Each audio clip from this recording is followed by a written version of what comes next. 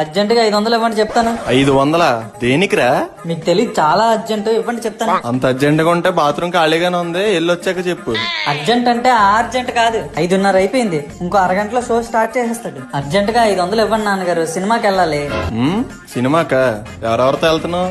నేను, రమేష్ గడు, సురేష్ గడు, మహేష్ గడు, గణేష్ గడు. అందరూ ఎదవలే.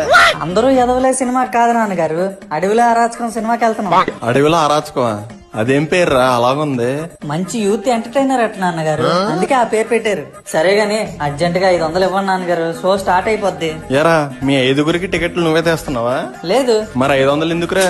మరి అదే, అప్పుడప్పుడైనా సినిమాలకు వెళ్తుంటే అక్కడ ఏమేమి ఖర్చులు ఉంటాయో మీకు అర్థం అవుతుంది. ఆహా, నాకు తెలియని ఖర్చులు ఏముంటాయిరా అక్కడ, చెప్పు. సినిమాలో విరామం అని పడతదా అని పడగానే మీరిచ్చిన 500లో 100 రూపాయల టికెట్ పోగా 400 మిగులుతాయి కదా. ఆ 400తో సమోసాలు, బజ్జీలు, బోండాలు, పాప్కార్న్లు, స్వీట్ కార్న్లు,